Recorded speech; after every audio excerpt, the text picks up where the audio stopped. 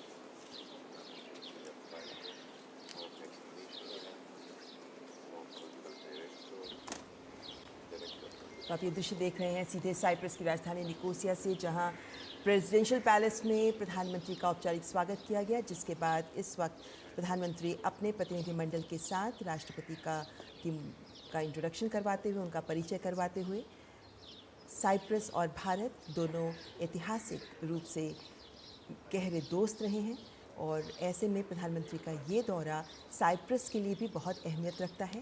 और जिस गर्मजोशी के साथ साइप्रस के राष्ट्रपति ने प्रधानमंत्री की अगवानी की, वो भी दिखाता है कि साइप्रस भारत के साथ अपने रिश्तों और प्रधानमंत्री के इस दौरे को बहुत अहमियत देता है।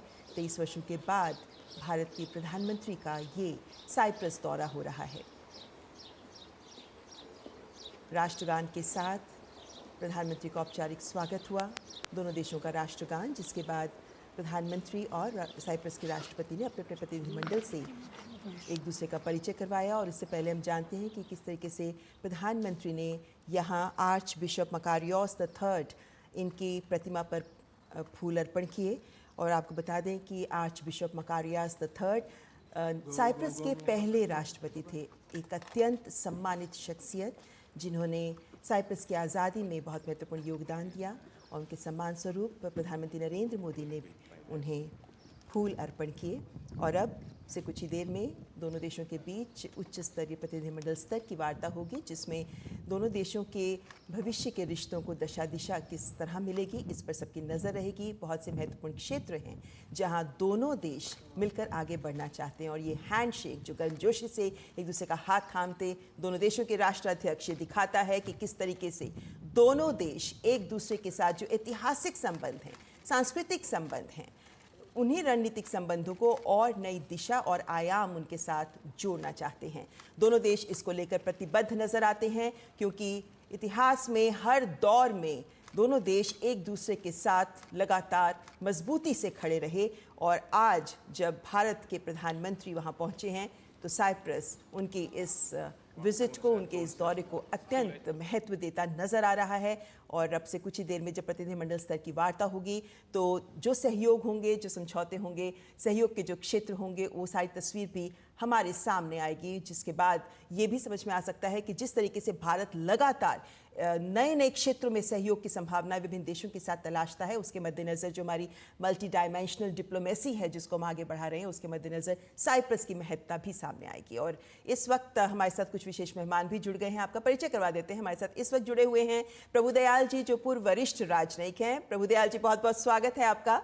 और साइप्रस की बात करें तो प्रभुदयाल जी, एक बहुत छोटा देश है ये, और जब एक छोटा से देश में प्रधानमंत्री जाते हैं तो जाहिर है कि पूरे भारत की नज़र उस देश की तरफ जाती है। तो एक सवाल एक आम जन के जहन में ये ज़रूर उठता है कि आखिर प्रधानमंत्री इस छोटे से देश साइप्रस में क्यों गए हैं, आखिर इसकी महत्ता क्या है? देखिए, आपने ये सही कहा कि साइप्रस एक छोटा सा देश है, लेकिन हमारी मित्रता बहुत बड़ी, बिल्कुल। और इसी वजह से प्रधानमंत्री वहां के दौरे पे गए हैं। ऑपरेशन सिंदूर के बाद ये हमारे प्रधानमंत्री का पहला विदेशी दौरा है। देखिए, ये 23 वर्ष में पहला प्राइम मिनिस्टरियल विजिट है भारत की तरफ से साइप्रस का। तो ये कुछ अचंभे की बात है, क्योंकि दोस्तों से संपर्क बनाए रखना चाहिए, और इसी बात को ध्यान में रखते हुए प्रधानमंत्री मोदी जी साइप्रस गए। इस दौरे के कई महत्व। देखिए, हमारा बायलैटरल इकोनॉमिक कोऑपरेशन बढ़ेगा, हमारा बायलैटरल पॉलिटिकल कोऑपरेशन बढ़ेगा, और इंटरनेशनल कोऑपरेशन पे यूएन फोरा, यूरोपियन कमीशन, इन सब के संदर्भ में जो हमारे रिश्ते हैं वो और मजबूत होंगे। लेकिन सबसे बड़ा महत्व प्रधानमंत्री मोदी जी की विजिट का यह है कि ये रणनीति के क्षेत्र में बहुत महत्व रखती है। देखिए, तुर्की जो है वो खुलकर पाकिस्तान के सपोर्ट में आया, और ऑपरेशन सिंदूर के बाद भी पाकिस्तान को बहुत सहायता तुर्की से मिलती रही। अब इस बात से ये स्पष्ट हो गया कि हम जितनी कोशिश करें तुर्की के साथ अच्छे संबंध बनाने की, लेकिन तुर्की जो है वो वैसी ही नीति अपनाएगा पाकिस्तान और भारत के प्रति जिससे हमारा नुकसान है। देखिए, आपको याद होगा कि 2023 में जब तुर्की में एक बहुत बड़ा भूकंप आया था, तो भारत ने उनको बहुत सहायता भेजी थी और जी। हमने उस पूरे ऑपरेशन का नाम रखा था ऑपरेशन दोस्त। तो हमने तो दोस्ती निभाई और हमने दोस्ती दिखाई, लेकिन तुर्की ने पूरी तरह से पाकिस्तान का समर्थन किया। और ये बहुत एक खटकने वाली बात है, क्योंकि पाकिस्तान पूरी तरह से पहलगाम टेरर अटैक के पीछे था, तो तुर्की ने एक तरह से टेररिज्म का सपोर्ट किया। अब तुर्की के अपने बड़े मसले हैं साइप्रस के साथ। साइप्रस आइलैंड का 1/3 हिस्सा जो नॉर्दर्न साइप्रस कहलाता है, 1974 में उसको तुर्की ने उस पे कब्जा कर लिया था, अपनी सेना भेजकर अपने उस पे कब्जा कर लिया था। और तुर्की इस बात पे जोर देता है कि एक इंडिपेंडेंट कंट्री है, northern Cyprus is independent country. तो साइप्रस और तुर्की के बीच में बहुत तनाव है, बहुत जी। बड़ा डिस्प्यूट है, टेरिटोरियल डिस्प्यूट। तो अगर तुर्की जो है वो हमारे प्रति दुश्मनी दिखा रहा है पाकिस्तान की, इस तरह से इनको इस तरह का समर्थन देते हुए, तो हम भी साइप्रस से पूरी तरह से दोस्त होंगे और ये दिखाएंगे कि देखिए हमारे जो स्ट्रेटेजिक रिलेशन है, हमारी जो स्ट्रेटेजिक पार्टनरशिप है, वो बहुत क्लोज है।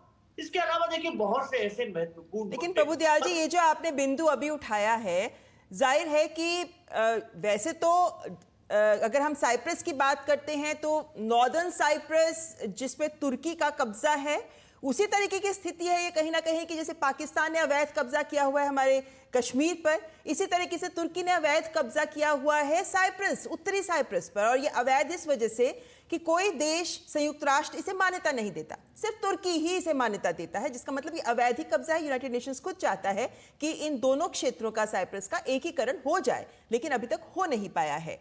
इस दिशा में अगर हम देखें तो जाहिर है कि एक महत्वपूर्ण संकेत, प्रधानमंत्री की यात्रा कड़ा संकेत देती है ये तुर्की को भी और विश्व को भी।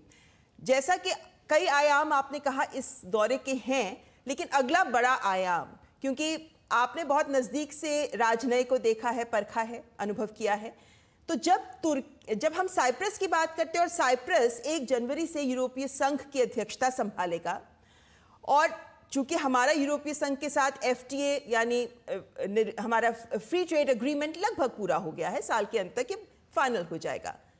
जब साइप्रस की अध्यक्षता में इसका मतलब हुआ हम इसे लागू करेंगे, तो हमारी साइप्रस के साथ दोस्ती और प्रधानमंत्री के इस दौरे से जो एक नई रेखा खींची जाएगी, ये कहां तक भारत के लिए महत्वपूर्ण रहेगी?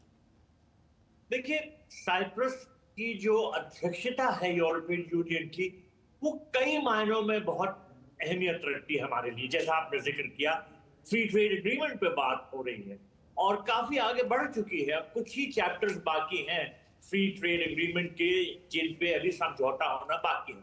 तो अगर साइप्रस यूरोपियन यूनियन की अध्यक्षता संभालते हुए हमारे फ्री ट्रेड एग्रीमेंट में अगर कुछ बाकी चैप्टर्स बचते हैं, उनको कंप्लीट करने में सहायता करता है, तो ये हमारे लिए बहुत अच्छा है और यूरोपियन कंट्रीज के लिए बहुत अच्छा है। इसके अलावा बहुत से ऐसे क्षेत्र हैं, एजुकेशन, जी प्रभु दयाल जी, आपको यहाँ रोकना टेक्नोलॉजी। चाहूंगी। ये दृश्य हम दिखा रहे हैं जहां प्रधानमंत्री और साइप्रस के राष्ट्रपति के बीच औपचारिक वार्ता हो रही है। प्रधानमंत्री का ये प्रेसिडेंशियल पैलेस में औपचारिक स्वागत के बाद अब दोनों देशों के राष्ट्राध्यक्ष आपस में बातचीत करते हुए, ये बातचीत बहुत महत्वपूर्ण होती है क्योंकि जिस तरीके से देशों के राष्ट्राध्यक्ष आपस में एक कंफर्ट लेवल दिखाते हैं, वो ये दिखाता है, या जिस तरीके के जेस्चर्स दिखाते हैं, जिस तरीके की बॉडी लैंग्वेज यूज़ की जाती है, वो ये दिखाता है कि दोनों देश किस तरह एक दूसरे के साथ संबंधों को आगे बढ़ाने को लेकर प्रतिबद्ध हैं। और यहाँ भी हम लगातार देख रहे हैं कि जब से प्रधानमंत्री नरेंद्र मोदी का आगमन साइप्रस में हुआ है, उसके बाद से लगातार वहाँ के राष्ट्रपति अपने भाव भंगिमाओं के माध्यम से प्रधानमंत्री को जो अहमियत दे रहे हैं, जो महत्ता दे रहे हैं, वो सबके सामने सर्वविदित है। और इस वक्त जब प्रेसिडेंशियल पैलेस के ये शॉट्स हमारे सामने आ रहे हैं, तो प्रभु दयाल जी आप इस पर कमेंट करना चाहेंगे, क्योंकि साइप्रस के साथ हमारे बहुत पुराने दोस्ताना रिश्ते हैं, और जब प्रधानमंत्री और साइप्रस के राष्ट्रपति आपस में बैठकर बात कर रहे हैं, तो इसी दोस्ती को और आगे बढ़ाते नजर आ रहे हैं। जी, आपने ये बिल्कुल सही कहा था कि जो high level, top level contact होता है, जैसे प्राइम मिनिस्टर की विजिट है, इससे दोनों देशों के रिश्ते बहुत आगे बढ़ते हैं। मेरा अपना अनुभव है कि आप साल भर मेहनत करते रहिए डिप्लोमेटिक एरिया में, आप उतनी कामयाबी नहीं हासिल कर सकते जितना एक हाई लेवल विजिट जैसे हमारे प्राइम मिनिस्टर का विजिट हुआ वो हासिल करता है। तो मेरे विचार में प्रधानमंत्री मोदी जी की ये विजिट जो है वो हमारी दोस्ती जो साइप्रस के साथ है उसको और बहुत तेजी से आगे बढ़ाएगी। मैं जिक्र कर रहा था, देखिए जो साइप्रस की प्रेसिडेंसी है यूरोपियन यूनियन की, उसमें जो है हमारे जो रिलेशंस यूरोपियन कंट्रीज के साथ बहुत आगे बढ़ सकते हैं। फ्री ट्रेड एग्रीमेंट होगा और कई एरियाज में जैसे क्लाइमेट कोऑपरेशन है, टेक्नोलॉजी है, डिफेंस, इन सब में हमारे जो रिश्ते हैं वो बहुत आगे बढ़ेंगे। साथ ही साथ साइप्रस पूरी तरह से हमारा समर्थन करता आया है यूनाइटेड नेशंस में।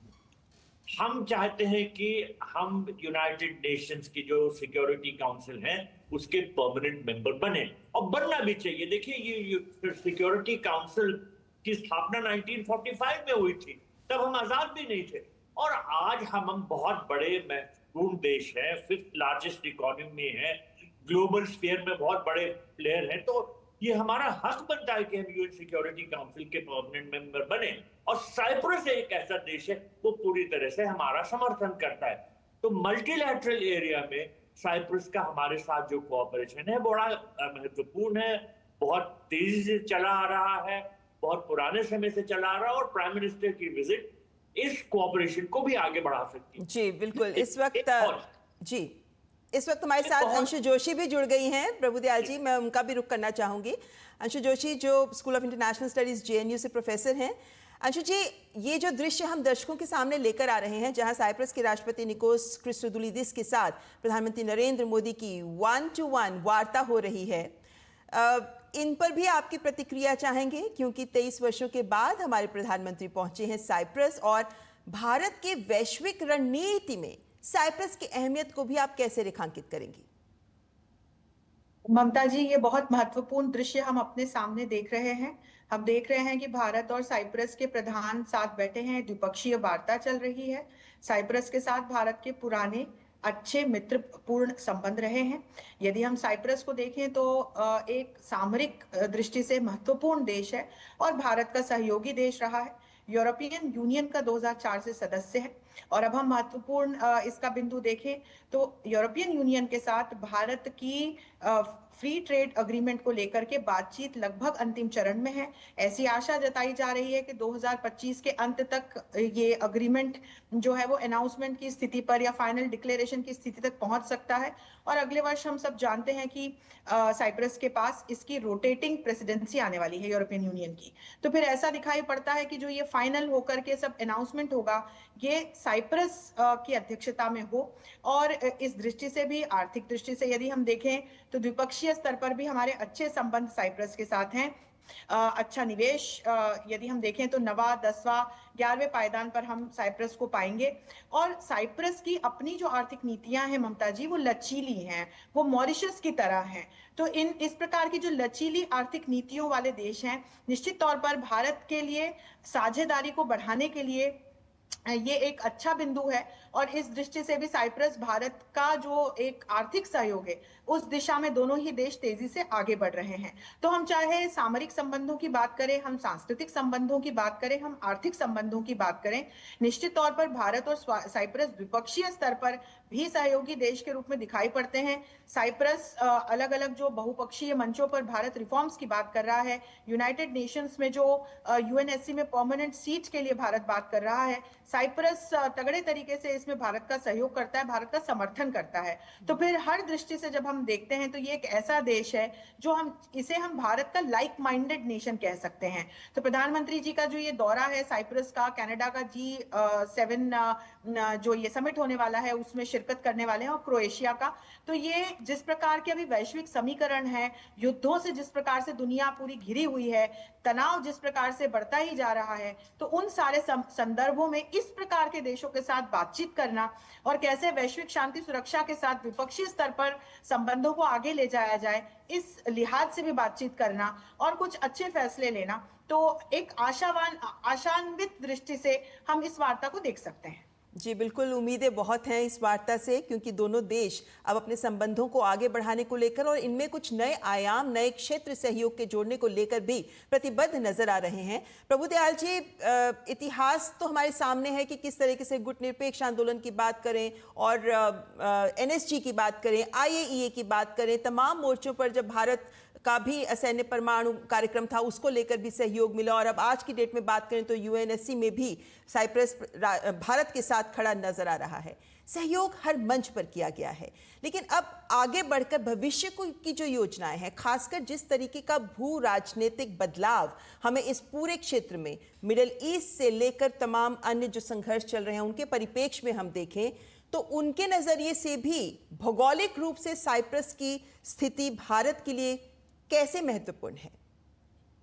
ये कई क्षेत्रों में हमारे लिए महत्वपूर्ण है। देखिए, हमने आपने भी बात की थी कि यूएन सिक्योरिटी काउंसिल की परमानेंट मेंबरशिप के संदर्भ में टर्की के साथ जो हमारे संकट चल रहे हैं, हमारे जो रिश्ते अच्छे नहीं है इस वक्त, उस संदर्भ में और कई अन्य विषयों पर हमारे जो रिश्ते हैं साइप्रस के साथ वो बहुत महत्व रखते हैं। और एक दूसरा एक बहुत महत्वपूर्ण क्षेत्र है जो हमारा इन्फ्लुएंस अब मेडिटेरेनियन रीजन में बढ़ रहा है। हम मेडिटेरेनियन रीजन में ऑयल ड्रिलिंग करना चाहते हैं, वहां पर टर्की ऑलरेडी कर रहा है, तो साइप्रस की जो टेरिटोरियल वाटर्स में है वहां पर हमारा कोऑपरेशन अगर साइप्रस के साथ बढ़ता है तो हम उनके साथ ऑयल ड्रिलिंग करके भी अपने इंटरेस्ट पूरे कर सकते हैं, क्योंकि हमें एनर्जी रिक्वायरमेंट्स हमारी बहुत बड़ी हैं। इसके अलावा देखिए, हमारी जो अभी जियोपॉलिटिकल स्ट्रैटेजी है, खासतौर पे मिडिल ईस्ट और यूरोप के संबंध में, ये India Middle east Europe economic corridor से बहुत कोरिलेटेड। हम चाहते हैं कि हम इस कॉरिडोर को आगे बढ़ा सकें ताकि यूरोप से और आगे अमेरिका से भी हमारी कनेक्टिविटी बढ़ सकती है। तो अभी तो मिडिल ईस्ट में हालत थोड़े से खराब है, लेकिन जब ठीक होंगे तो इस कॉरिडोर पे काम होगा। और उस संदर्भ में साइप्रस जो ईस्टर्न मेडिटेरेनियन सी में एक बहुत इंपॉर्टेंट जगह है, वहां अगर हमारे अच्छे रिश्ते होते हैं तो इस कॉरिडोर को आगे बढ़ाने में हमें बहुत सहायता मिल सकती है। साथ ही साथ देखिए, जो हमारा कल फोकस दिखा वो इकोनॉमिक रिलेशंस को आगे बढ़ाने में, जो CEOs की मीटिंग हुई, चीफ ऑफ जो इकोनॉमिक स्फीयर में जो बड़े बड़े इन्वेस्टर्स हैं, बिजनेस पीपल हैं, साइप्रस बहुत इंपॉर्टेंट इन्वेस्टमेंट रूट है भारत के लिए। बहुत इन्वेस्टमेंट साइप्रस के जरिए भारत आता है। तो इस संदर्भ में भी जो बड़े इंडस्ट्रियलिस्ट हैं, बिजनेसमैन हैं, वो एक बहुत महत्वपूर्ण रोल प्ले कर रहे हैं और आगे भी करते रह सकते हैं। तो इन सब बातों को ध्यान में रखते हुए जो हमारे प्राइम मिनिस्टर की विजिट है, उसके कई बहुत महत्वपूर्ण रुख हैं, बहुत इंपॉर्टेंट पॉइंट्स हैं उस विजिट के, और इन्हीं सब पे हमने आपको थोड़ा सा अपने विचार देने की कोशिश। जी बिल्कुल। अंशु जी, यहाँ पर अगर हम साइप्रस की एक भौगोलिक स्थिति देखते हैं तो हम पाते हैं कि ये यूरोप, पश्चिम एशिया और अफ्रीका, इन तीनों के त्रिकोण में स्थित है। भूमध्य सागर में एक द्वीपीय देश है, लेकिन इन्हीं तीनों से जुड़ता नजर आता है समुद्र के माध्यम से। कल हमने देखा कि CEO फोरम में जब प्रधानमंत्री नरेंद्र मोदी ने अपना संबोधन रखा तो उन्होंने सहयोग के नए क्षेत्रों की बात तो की ही, लेकिन साथ ही साथ उन्होंने ईज ऑफ डूइंग बिजनेस को लेकर भारत जो कर रहा है, ट्रस्ट ऑफ डूइंग बिजनेस को लेकर जिस दिशा में भारत गंभीरता से कदम बढ़ा रहा है, इन तमाम मुद्दों को सामने रखा। अगर हम व्यापारिक दृष्टि से समझने की कोशिश करें तो जिस तरीके से हमारे दोनों देशों के बीच में डबल टैक्सेशन अवॉइडेंस ट्रीटी है, टैक्स को लेकर वहाँ के नियम हमारे व्यापार जगत के लिए बहुत सहूलियत प्रदान करते नजर आ रहे हैं, सहयोग की संभावनाएं अपार हैं। इन सब के मद्देनजर प्रधानमंत्री के इस दौरे से आपको क्या लगता है, कितना बूस्ट मिल सकता है इस पर? ममता जी, जैसे कि मैंने कहा कि ये जो समय है, ये चुनौतियों में संभावनाओं को खोजने का समय है। हम सभी जानते हैं कि विगत कुछ दिनों से कैसे इजराइल हमास के बीच जो संघर्ष हो रहा था, वो इजराइल ईरान पर हमको एक पूरा फोकस शिफ्ट होता हुआ नजर आया। हम देख रहे हैं कि ट्रेड की दृष्टि से ट्रंप 2.0 रिजीम के द्वारा किस प्रकार के अनाउंसमेंट्स बीते कुछ महीनों में किए गए, विशेषकर भारत के संदर्भ में भी हमने इस पर चर्चा की है। और भारत अब ऐसे देशों के साथ सहयोग के दायरे बढ़ाना चाह रहा है जो लचीली आर्थिक नीतियों के साथ भारत के साथ काम करना चाहते हैं। साइप्रस इसी प्रकार का एक देश है। 2016 में दोनों ही देशों ने डबल टैक्स अवॉइडेंस अग्रीमेंट पर हस्ताक्षर करके इसको लागू किया था और हम निरंतर देख रहे हैं कि पिछले एक दशक में दोनों ही देशों के बीच में जो व्यापार है उसमें किस तरह से उत्तरोत्तर वृद्धि हुई है। यदि हम देखें तो आज साइप्रस को हम आर्थिक और व्यापार के क्षेत्र में एक अपने सबसे महत्वपूर्ण जो टॉप 10 की हमारी लिस्ट है ऐसे सहयोगी देशों में काउंट कर सकते हैं। और आपने बहुत महत्वपूर्ण बिंदु उठाया, साइप्रस की जो लोकेशन है, जिस प्रकार से पूर्वी भूमध्य सागर में ये स्थित है, इसकी जो लोकेशन है ये सामरिक दृष्टि से, ये रक्षा की दृष्टि से, ये व्यापार की दृष्टि से, विशेषकर जब हम मैरीटाइम ट्रेड की बात करते हैं तो इसका अपना एक बड़ा महत्व है। और फिर हम देखते हैं कि जब भारत एक आईमेक को लेकर के, India Middle East economic corridor को लेकर के लगातार काम कर रहा है, आगे बढ़ रहा है तमाम। और यहाँ पे हम दृश्य दिखा रहे हैं दर्शकों को।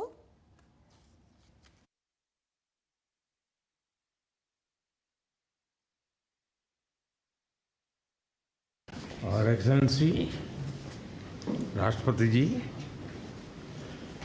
The grand cross of the order of Makarios 3 सम्मान के लिए मैं आपका, साइप्रस सरकार का और साइप्रस के लोगों का ऐसे हार्दिक अभिनंदन करता हूं, आभार व्यक्त करता हूं। यह सम्मान केवल मेरा, नरेंद्र मोदी का सम्मान नहीं है, ये 140 करोड़ भारतवासियों का सम्मान है। उनके सामर्थ्य और आकांक्षाओं का ये सम्मान है। ये हमारे देश के सांस्कृतिक भाईचारे और वसुधैव कुटुंबकम की विचारधारा का सम्मान है। मैं ये अवार्ड भारत और साइप्रस के मैत्रीपूर्ण संबंधों को, हमारे साझा मूल्यों और हमारी पारस्परिक समझ को समर्पित करता हूं। सभी भारतीयों की ओर से मैं इस सम्मान को अत्यंत विनम्रता और कृतज्ञता से स्वीकार करता हूं। यह अवार्ड शांति, सुरक्षा, संप्रभुता और क्षेत्रीय अखंडता और हमारे लोगों की समृद्धि के लिए हमारी अटूट प्रतिबद्धता का प्रतीक है।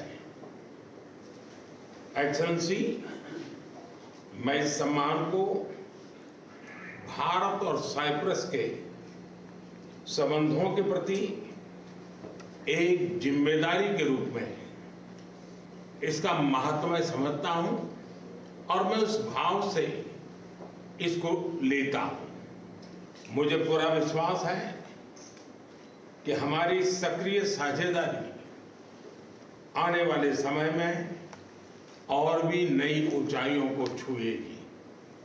हम मिलकर न केवल अपने देशों के विकास को मजबूत करेंगे, बल्कि एक शांतिपूर्ण और सुरक्षित वैश्विक वातावरण के लिए, उसके निर्माण के लिए भी मिलकर के योगदान देंगे।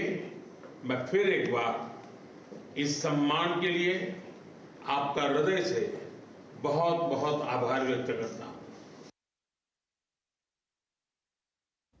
तो आप दृश्य देख रहे थे कि प्रधानमंत्री नरेंद्र मोदी को साइप्रस का सर्वोच्च सम्मान प्रदान किया गया है, the decoration of the grand cross of the order of Makarios III। ये है पुरस्कार जिससे प्रधानमंत्री को सम्मानित किया गया है। और साइप्रस के राष्ट्रपति निकोस क्रिस्टोदुलिदिस ने ही पीएम मोदी को इससे सम्मानित किया। और आपको बता दें कि ये जो पुरस्कार है, प्रधानमंत्री को शीर्ष सम्मान देने वाला साइप्रस 23वां देश बन गया है।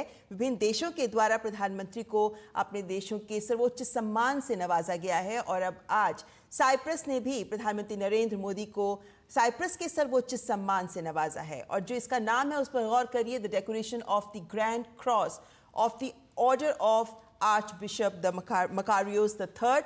और archbishop Makarios the third ये साइप्रस के, ये जो नाम है इस पुरस्कार का, ये साइप्रस के प्रथम राष्ट्रपति के नाम पर ही रखा गया है, जिन्होंने साइप्रस की आज़ादी में विशेष योगदान दिया और जिनकी प्रतिमा भी प्रेसिडेंशियल पैलेस के बाहर रखी हुई है, जिसको प्रधानमंत्री नरेंद्र मोदी ने जिस पर पुष्प अर्पण किए। और ये जो साइप्रस ने अपने देश का सर्वोच्च सम्मान प्रधानमंत्री को दिया है, ये दिखाता है कि किस तरीके से वे प्रधानमंत्री के इस दौरे को अहमियत भी देते हैं। और प्रधानमंत्री नरेंद्र मोदी ने भी जब ये पुरस्कार ग्रहण किया तो उस वक्त उन्होंने न केवल आभार जताया, बल्कि इस पुरस्कार को दोनों देशों के बीच के ऐतिहासिक मैत्रीपूर्ण संबंधों और साझा मूल्यों को समर्पित करने के साथ साथ ये भी कहा कि ये उनका सम्मान नहीं बल्कि भारत के 140 करोड़ देशवासियों का सम्मान है। इस वक्त हमारे साथ अंशु जोशी और प्रभुदयाल जी भी जुड़े हुए हैं। अंशु जोशी जी, सबसे पहले आपसे प्रतिक्रिया चाहेंगे, क्योंकि ये दृश्य हमने बहुत बार देखे हैं, विभिन्न देशों के द्वारा अपने सर्वोच्च सम्मान के साथ प्रधानमंत्री को नवाजा जाना।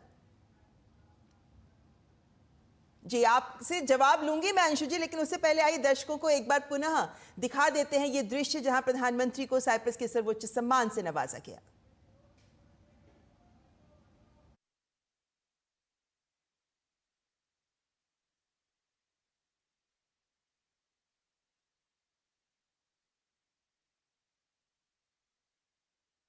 और एक्सेलेंसी राष्ट्रपति जी, the Grand Cross of the Order of Macarius III सम्मान के लिए मैं आपका, साइप्रस सरकार का और साइप्रस के लोगों का ऐसे हार्दिक अभिनंदन करता हूं, आभार व्यक्त करता हूं। यह सम्मान केवल मेरा, नरेंद्र मोदी का सम्मान नहीं है, ये 140 करोड़ भारतवासियों का सम्मान है। उनके सामर्थ्य और आकांक्षाओं का ये सम्मान है। ये हमारे देश के सांस्कृतिक भाईचारे और वसुधैव कुटुंबकम की विचारधारा का सम्मान है। मैं ये अवार्ड भारत और साइप्रस के मैत्रीपूर्ण संबंधों को, हमारे साझा मूल्यों और हमारी पारस्परिक समझ को समर्पित करता हूं। सभी भारतीयों की ओर से मैं इस सम्मान को अत्यंत विनम्रता और कृतज्ञता से स्वीकार करता हूं। यह अवार्ड शांति, सुरक्षा, संप्रभुता और क्षेत्रीय अखंडता और हमारे लोगों की समृद्धि के लिए हमारी अटूट प्रतिबद्धता का प्रतीक है। एक्सेलेंसी, मैं इस सम्मान को भारत और साइप्रस के संबंधों के प्रति एक जिम्मेदारी के रूप में इसका महत्व मैं समझता हूं और मैं उस भाव से इसको लेता हूं। मुझे पूरा विश्वास है कि हमारी सक्रिय साझेदारी आने वाले समय में और भी नई ऊंचाइयों को छुएगी। हम मिलकर न केवल अपने देशों के विकास को मजबूत करेंगे, बल्कि एक शांतिपूर्ण और सुरक्षित वैश्विक वातावरण के लिए, उसके निर्माण के लिए भी मिलकर के योगदान देंगे मैं फिर एक बार इस सम्मान के लिए आपका हृदय से बहुत बहुत आभार व्यक्त करता हूं। तो आपने देखे ये दृश्य पुनः जहां प्रधानमंत्री नरेंद्र मोदी को साइप्रस के सर्वोच्च सम्मान से नवाजा गया है। हमारे साथ अंशु जोशी और प्रभु दयाल जी लगातार बने हुए हैं। प्रभु दयाल जी, जब ये प्रधानमंत्री को जब ये सम्मान दिया गया तो प्रधानमंत्री ने जो शब्दों का चयन करते हुए अपने भाव प्रस्तुत किए वो जरूर गौर करने लायक हैं। जब वो ये कहते हैं कि मैं बहुत जिम्मेदारी के साथ इसके महत्व को समझते हुए इसे मैं ग्रहण कर रहा हूं, तो ये दिखाता है कि दोनों देशों के राष्ट्राध्यक्ष और प्रधानमंत्री स्वयं अपने इस दौरे और साइप्रस के साथ के संबंधों को क्या दिशा देना चाहते हैं। प्रभु दयाल जी। प्रधानमंत्री मोदी जी का जो शब्दों का चयन होता है तो उसकी तो जितनी प्रशंसा की जाए वो कम, क्योंकि वो बहुत अच्छा बोलते हैं और संक्षिप्त में अपनी बात कन्वे कर देते हैं बहुत अच्छी तरीके से। अब उन्होंने जो साइप्रस के साथ दोस्ती बढ़ाने के संकेत दिए हैं वो बहुत महत्वपूर्ण है, और साइप्रस की तरफ से ये जो हमारे प्रधानमंत्री को उनका हाईएस्ट अवार्ड दिया गया है ये भी बहुत अहमियत रखता है, क्योंकि ये दर्शाता है कि भारत के प्रति वो कितना आदर और सम्मान रखते हैं और भारत के साथ किस तरह से वो अपने रिश्ते आगे बढ़ाना चाहते हैं।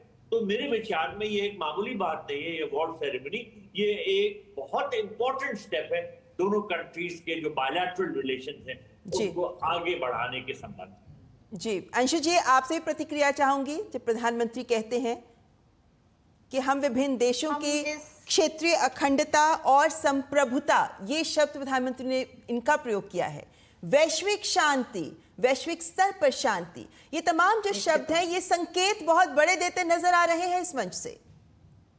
निश्चित तौर पर ममता जी, और ये सुंदर दृश्य आपने और मैंने और प्रभु दयाल जी भी साथ रहे हैं, कई बार हमने दूरदर्शन के माध्यम से देखा है कि कैसे हमारे माननीय प्रधानमंत्री को 14 से भी अधिक देश अभी तक हाईएस्ट सिविलियन अवार्ड 23वां देश बन गया है साइप्रस, 23वां देश। देखिए 23वां देश है साइप्रस, और इसके साथ ही हम ये देखें कि हर बार हमारे माननीय प्रधानमंत्री इस अवार्ड को जो वो अलग अलग देशों से प्राप्त करते हैं उन्हें वो 140 करोड़ भारतवासियों को समर्पित करना नहीं भूलते। उनके पहली हर बार प्रथम पंक्तियां यही होती है, और जैसा कि प्रभु दयाल जी ने कहा, बहुत सही बिंदु उन्होंने उठाया कि बहुत संक्षिप्त में लेकिन बड़े महत्वपूर्ण बिंदु उठाते हुए वे अपना संदेश इस प्रकार के अवार्ड्स प्राप्त करने के बारे में देते हैं। क्षेत्रीय संप्रभुता और अखंडता पर जोर देते हुए वैश्विक शांति और सुरक्षा महफूज रह सके, बनी रह सके, सबका साथ हो, सबका सहयोग हो, सबका विकास हो, इसी भावना के साथ उन्होंने इस अवार्ड को ग्रहण किया है। और 140 करोड़ भारतवासियों के साथ साथ मुझे लगता है वैश्विक शांति और सुरक्षा के साथ अपनी प्रतिबद्धता को भी समर्पित किया है। और यहाँ मैं आपको इतिहास की ओर भी यदि ले जाऊं ममता जी, तो साइप्रस वो देश रहा है जिसने ब्रिटिश शासन के खिलाफ बहुत लंबे समय तक स्वतंत्रता के लिए लड़ाई लड़ी है, और इस लड़ाई में भारत ने साइप्रस का साथ दिया है। 1962 में दोनों ही देशों के बीच में द्विपक्षीय कूटनीतिक संबंध स्थापित हुए। आज तक बहुत सुंदर मैत्रीपूर्ण संबंध हैं, और मैं आपको यह भी बता दूं कि समय समय पर जब भी यूनाइटेड नेशंस के द्वारा यहाँ पीस कीपिंग मिशन भेजा गया तो उसमें भारतीय सेना का अभूतपूर्व महत्वपूर्ण योगदान रहा है। ये इतना अच्छा, इतना महत्वपूर्ण योगदान रहा कि साइप्रस में एक सड़क का नाम ही मेजर जनरल थिमैया के नाम पर है, जो यहाँ यूनाइटेड नेशंस की पीस कीपिंग एक टुकड़ी का सेना का नेतृत्व कर रहे थे। तो इस प्रकार के ऐतिहासिक संबंध दोनों देशों के बीच में रहे हैं। साझा एक हम देखते हैं कि किस प्रकार का जो एक औपनिवेशवाद का दंश भारत ने झेला है वही साइप्रस ने झेला है।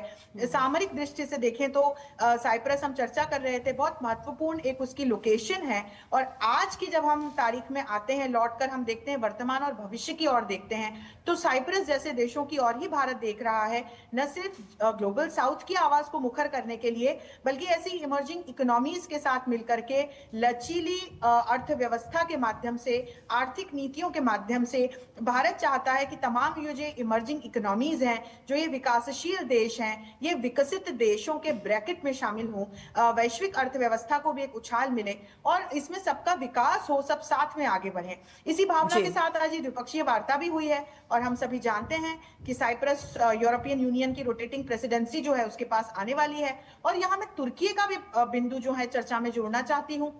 हम सभी जानते हैं कि कैसे तुर्की और साइप्रस के बीच में उसी प्रकार की स्थिति बनी हुई है एक भूभाग को लेकर के, जैसे भारत और पाकिस्तान के बीच में है। और भारत इसीलिए मुझे लगता है कि हमारे माननीय प्रधानमंत्री ने क्षेत्रीय संप्रभुता और अखंडता की बात की है, उसको सम्मान देने की बात की है।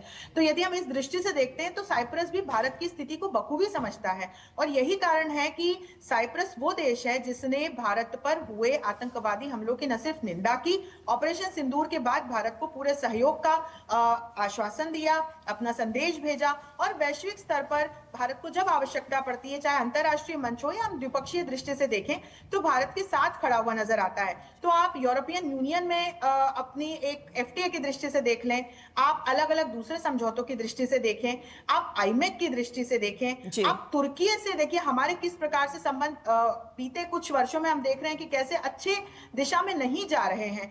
तुर्की और साइप्रस के बीच भी उसी प्रकार के संबंध हैं। तो भारत अब ऐसे देशों के साथ जुड़ करके ऐसे आगे बढ़ना चाह रहा है कि हम अपनी शांति और सुरक्षा का ध्यान रखते हुए, आर्थिक विकास को सुनिश्चित करते हुए, फिर ये एक इस दायरे को बढ़ाएं कि जिसमें साइप्रस जैसे देशों का भी विकास हो और भारत अपनी जो अपना क्षेत्रीय विकास या अपनी सुरक्षा है उसको सुनिश्चित कर सके। जी बिल्कुल, आपने शांति सेना की बात की, United Nations peace keeping force की आपने बात की, और चूंकि साइप्रस के इतिहास में 1974 बहुत महत्वपूर्ण साल रहा जब यहाँ तख्ता पलट हुआ, जिसके बाद तुर्की ने आक्रमण कर दिया और उसके बाद उत्तरी साइप्रस का एक हिस्सा अब तुर्की ने कब्जा रखा है, तब से अवैध कब्जे में है वो तुर्की के।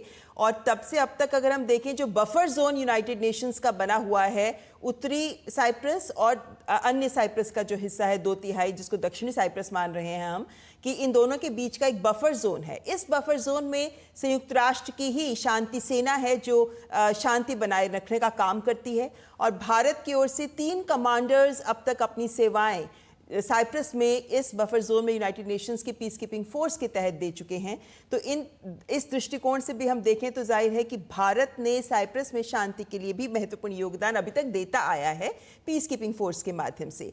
आपने कई बिंदुओं को साथ में रखा है अंशु जी, लेकिन इसमें मैं आईमेक पर और विस्तार चाहूंगी, क्योंकि आज का दौर ऐसा दौर है जब खास तौर पर कोविड के बाद सप्लाई चेन्स बाध्य ना हो, इसको लेकर सभी देश न केवल सक्रिय हुए हैं बल्कि अब उस दिशा में कदम उठाए जा रहे हैं कि जो संपर्क है देशों के बीच वो और बेहतर इस तरीके से किया जा सके कि सप्लाई चेन्स की हेल्प हो सके। ऐसे में अपने दोस्तों को साथ रखना भी जरूरी हो गया है, तो संपर्क बढ़ाना भी जरूरी हो गया है। आईमेक को लेकर साइप्रस की अहमियत को आप कैसे आंकती हैं?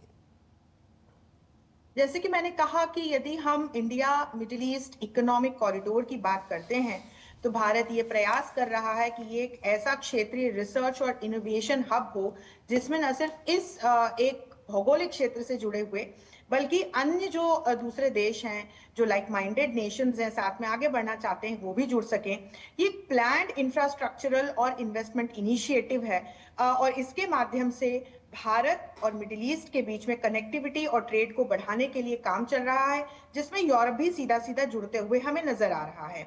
और इसमें विशेष करके इनोवेटिव टेक्नोलॉजीज पर, इंफ्रास्ट्रक्चरल डेवलपमेंट पर और निश्चित तौर पर आपसी सहयोग पर ध्यान दिया जा रहा है। मैं आपको यहाँ एक और बिंदु बता दूं कि हम देख रहे हैं कि बीते कुछ वर्षों में किस प्रकार से चीन ने अपनी विस्तारवादी नीति को आगे बढ़ाते हुए बेल्ट एंड रोड इनिशिएटिव के तहत अलग अलग जो देश हैं, चाहे पाकिस्तान हो, जैसे पाकिस्तान के साथ सीपेक है, एक इकोनॉमिक कॉरिडोर के नाम पर एक प्रोजेक्ट शुरू करके बीआरआई के अंडर चाइना आज ग्वादर में जाकर के बैठा हुआ है। उसी प्रकार से ममता जी ऐसे कई देश हैं जिनके महत्वपूर्ण बंदरगाहों या महत्वपूर्ण जो इनके आवागमन के जो बिंदु हैं वहां पर चीन ने एक तरह से कब्जा कर लिया है। तो चीन बीआरआई के माध्यम से पूरे विश्व पर अपनी पैठ बना रहा है।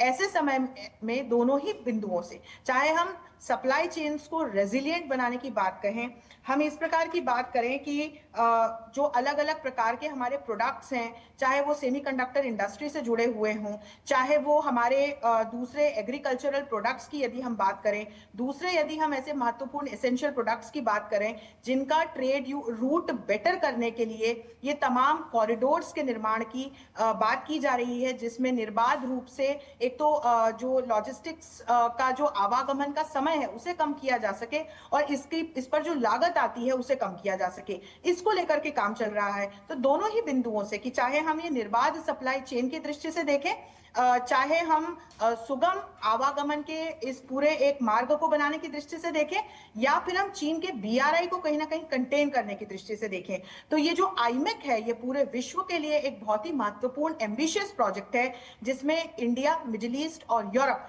हमें सीधे सीधे जुड़े हुए दिखाई पड़ते हैं। और फिर जब हम इसमें यूरोप को लेकर के आते हैं या हम मेडिटेरेनियन रीजन को जब इसमें लेके आते हैं, जो इससे जुड़ा हुआ एक बड़ा महत्वपूर्ण बिंदु आ जाता है, तो फिर यहाँ पर साइप्रस की एक महत्वपूर्ण भूमिका हो जाती है। और फिर हम देखें कि साइप्रस कैसे यूरोपियन यूनियन का भी एक महत्वपूर्ण सदस्य है, और इस दृष्टि से भी फिर यहाँ साइप्रस की एक बड़ी महत्वपूर्ण भूमिका हो जाती है। तो इसकी भौगोलिक दृष्टि से, इसकी लोकेशन की दृष्टि से, और वर्तमान यदि हम राजनीतिक परिस्थितियों में, वैश्विक राजनीति में, विशेषकर यूरोप की राजनीति में जब हम साइप्रस को देखते हैं, तो फिर जब आईमेक की दृष्टि से आप मुझसे प्रश्न पूछती हैं, तो वहां पर साइप्रस की एक बड़ी महत्वपूर्ण भूमिका हमको दिखाई पड़ती है। जी बिल्कुल। और चूंकि ये जो कॉरिडोर है ये भारत से होता हुआ UAE, सऊदी अरब, जॉर्डन से आगे होता हुआ, ये भूमध्य सागर से होता हुआ, ग्रीस में एक बंदरगाह बहुत महत्वपूर्ण है, जहां प्रधानमंत्री पीछे कुछ समय बाद ग्रीस भी गए थे, वहां पर भी बंदरगाह बहुत महत्वपूर्ण है। और ये पूरे जो समुद्री क्षेत्र है उसको फिर आगे जोड़ता हुआ यूरोप और उसके आगे उत्तरी अमेरिका तक जाता है। तो ये कॉरिडोर पूरे विश्व के लिए बहुत महत्वपूर्ण है। भारत के लिए भी माना जा रहा है कि 30 से 40% तक ट्रेड यूरोप से और ज़्यादा रफ्तार पकड़ सकता है। लेकिन अंशु जी, जब हम साइप्रस की बात करते हैं, हम जानते हैं कि प्रधानमंत्री नरेंद्र मोदी ने समुद्र को लेकर, खासकर ब्लू रेवोल्यूशन को लेकर अगर हम बात करते हैं, समुद्री व्यापार को लेकर बहुत महत्व दिया गया है प्रधानमंत्री के कार्यकाल में। ऐसे में ये जो ओशन डिप्लोमेसी है, ये साइप्रस के साथ किस दिशा में संबंधों को प्रगाढ़ कर सकती है? क्योंकि इससे भारत का भी फायदा है तो साइप्रस का भी फायदा है। निश्चित तौर पर ये एक विन विन सिचुएशन है, और हम आईमेक को भी यदि इस बिंदु में इस प्रश्न से जोड़ करके देखें, तो इस पर इसमें न सिर्फ सड़क मार्ग के जरिए, बल्कि हम देखते हैं कि कैसे इसमें जो मैरीटाइम ट्रेड है और जो हमारा समुद्री पूरा एक रूट है वैश्विक स्तर पर, तो वो कैसे इन महत्वपूर्ण क्षेत्रीय बिंदुओं को जोड़ दे आपस में, और एक पूरे ऐसे कॉरिडोर का निर्माण हो जिसमें समुद्री मार्ग के जरिए ट्रेड को पारदर्शी बनाया जा सके, सुगम में बनाया जा सके, लॉजिस्टिक्स की लागत को कम किया जा सके, सप्लाई चेन को निर्बाधित किया जा सके। इस दृष्टि से, एक आईमेक की दृष्टि से भी भारत साइप्रस के बीच में हम देखते हैं कि जो ये हमारे माननीय प्रधानमंत्री का दौरा है, हम देख रहे हैं कि बीते कुछ वर्षों में समुद्री अर्थव्यवस्था और समुद्री सुरक्षा की और हमारे माननीय प्रधानमंत्री का विशेष फोकस रहा है। और भारतीय विदेश नीति में हम देख रहे हैं कि बार बार किस प्रकार से समुद्री सुरक्षा और समुद्री अर्थव्यवस्था को भारत अलग अलग देशों के साथ जुड़ करके बढ़ावा दे सके, चाहे वो द्विपक्षीय स्तर पर हो या बहुपक्षीय स्तर पर हो। तो ये एक मैरीटाइम ट्रेड, मैरीटाइम सिक्योरिटी, और यहाँ मैं ब्लू इकोनॉमी को भी लेकर के आना चाहती हूँ, क्योंकि विगत कुछ वर्षों में हम देखते हैं कि कैसे क्लाइमेट चेंज कंटेनमेंट की जब हम बात करते हैं, जब हम सस्टेनेबल डेवलपमेंट की बात करते हैं, तो फिर ब्लू इकोनॉमी की बात आती है, जिसमें सस्टेनेबल तरीके से हम व्यापार को और अपनी सुरक्षा को आगे लेकर के जा सकते हैं, और हम ये सुनिश्चित कर सकते हैं कि हमारा जो समुद्री इकोसिस्टम है उसको भी हम सुरक्षित रख पाएं। तो इस दृष्टि से बहुपक्षीय मंचों के माध्यम से भी बड़े प्रयास किए जा रहे हैं, और यही कारण है कि आप हिंद प्रशांत क्षेत्र में भी देखते हैं कि क्वाड की जो प्रेजेंस है, भारत की एक देश के रूप में जो प्रेजेंस है, वो हमारा एक फोकस है। हम चाहते हैं कि जो इस प्रकार के समुद्री पॉइंट्स हैं, एरियाज हैं, वो स्टेबल रहें, वो सुरक्षित रहें, वो इन्फ्लुएंस फ्री रहे, वो न्यूट्रल रहे। और इस दृष्टि से जब हम साइप्रस को देखते हैं, कहाँ स्थित है, जब उसकी हम लोकेशन को देखते हैं, भारत को देखते हैं, और किस तरह से अब हम साथ में जुड़ करके आगे काम करना चाह रहे हैं, तो निश्चित तौर पर यहाँ पर फिर एक साइप्रस की द्विपक्षीय स्तर पर भी, ममता जी, और बहुपक्षीय स्तर पर भी महत्वपूर्ण भूमिका बनती हुई दिखाई पड़ती है।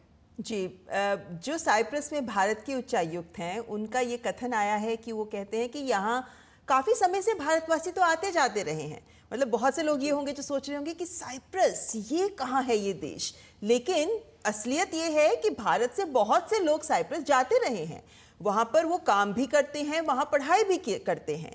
घरेलू कामगार से लेकर आईटी प्रोफेशनल्स, फिनटेक तक लोग वहां पर इन क्षेत्रों में काम कर रहे हैं। ऐसे में अंशु जी, जब पीपल टू पीपल कनेक्ट की बात होती है तो ये भी बात दीगर है कि साइप्रस और भारत इस मामले में भी बहुत करीब है एक दूसरे के, क्योंकि जब जुड़ाव होता है इस तरीके का पीपल टू पीपल कनेक्ट का, तो विभिन्न क्षेत्र में सहयोग को आगे बढ़ाने के लिए एक मजबूत आधार तैयार मिलता है। निश्चित तौर पर कूटनीति के 3 स्तंभों में यदि हम देखें तो government to government, government to people और पीपल टू पीपल कनेक्ट्स जो हैं, ये 3 बड़े महत्वपूर्ण संबंध हैं जो दोनों ही देशों के बीच में द्विपक्षीय संबंधों को आगे ले जाने में बड़ी सहायता करते हैं। और यहाँ पर जब पीपल टू पीपल कनेक्ट की बात आती है तो इसमें जो किसी भी देश का डायस्पोरा है वो दूसरे देश में एक बड़ी महत्वपूर्ण भूमिका का निर्वहन करता है।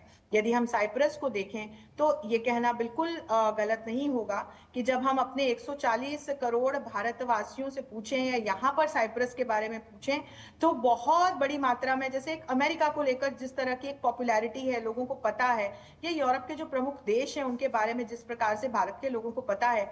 हालांकि साइप्रस में भारतवंशियों की अच्छी संख्या है, लेकिन एक बहुत बड़ा डायस्पोरा हम नहीं कह सकते कि साइप्रस में फिलहाल है।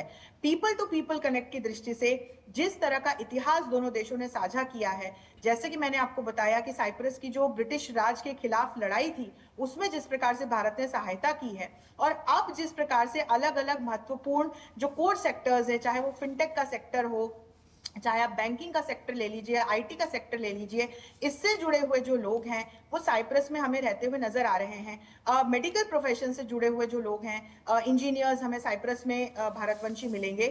लेकिन निश्चित तौर पर पीपल टू पीपल कनेक्ट को हम और आगे ले जा सकते हैं। ये एक अपार संभावनाओं वाला ऐसा क्षेत्र है ममता जी, ये बहुत अच्छा बिंदु आपने चर्चा में जोड़ा जिस पर दोनों ही देश मिलकर के और काम कर सकते हैं, क्योंकि देशों के स्तर पर एक अच्छा मैत्रीपूर्ण संबंध और एक दूसरे के प्रति विश्वास है।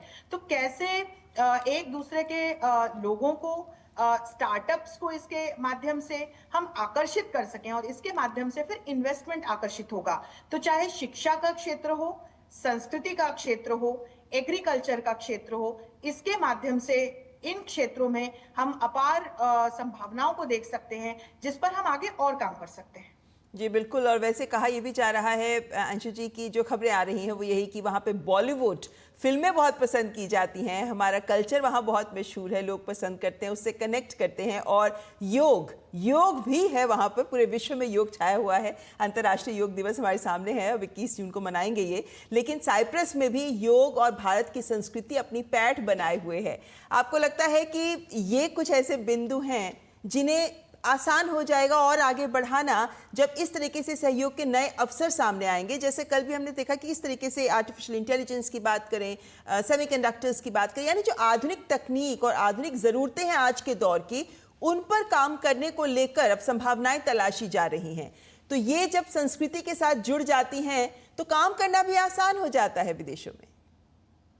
निश्चित तौर पर हमारे जो सांस्कृतिक तत्व हैं वो हमारी कूटनीति के ऐसे वाहक बिंदु हैं ममता जी, जो फिर जो सामरिक क्षेत्र हो या इस प्रकार के जो महत्वपूर्ण क्रिटिकल एरियाज हैं, जैसे कि सेमीकंडक्टर इंडस्ट्री में सहयोग की जिस प्रकार से बात हो रही है, चाहे फिर आप ये समुद्री रक्षा और समुद्री व्यापार को आगे बढ़ाने की बात करें, चाहे फिर आप बात करें अलग अलग प्रकार की लचीली आर्थिक नीतियों की या फ्री ट्रेड अग्रीमेंट्स की, या आप डिफेंस एंड सिक्योरिटी के क्षेत्र में कोलैबोरेशन की बात करें, जो सॉफ्ट पावर के एलिमेंट्स होते हैं उनके माध्यम से दोनों ही देशों के बीच का विश्वास बढ़ता है। और जब दो देशों के बीच का विश्वास बढ़ता है तो निश्चित तौर पर उनके जो बायलैटरल रिलेशंस हैं वो स्ट्रेटेजिक पार्टनरशिप की ओर आगे बढ़ते हैं। तो भारत और साइप्रस मुझे उसी दिशा में अब कदम बढ़ाते हुए नजर आ रहे हैं।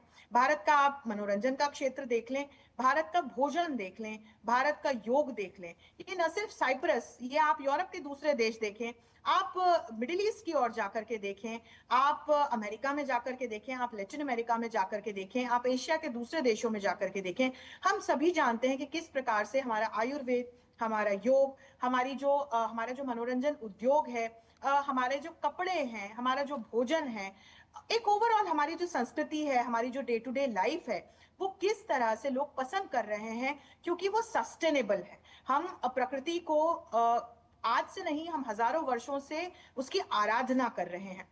और यही कारण है कि जब आज विश्व पर्यावरण संरक्षण की बात करता है, सस्टेनेबल डेवलपमेंट की बात करता है, पैरेलल माध्यमों से स्वस्थ रहने की बात करता है, तो फिर भारतीय जो तमाम तरीके हैं इनकी और पूरा विश्व देख रहा है। साइप्रस भी इसी में से एक है। तो निश्चित तौर पर ये ऐसे वाहक बिंदु हैं जिनके माध्यम से जो हमारे सामरिक क्षेत्र में संभावनाओं के अवसर हैं उनको हम और आगे ले जा सकते हैं। जी अंशु जी, अब बने रहिए हमारे साथ, हम चर्चा को आगे बढ़ाएंगे, लेकिन उससे पहले यहाँ एक ब्रेक के लिए रुकेंगे। ब्रेक के बाद हाजिर होते हैं।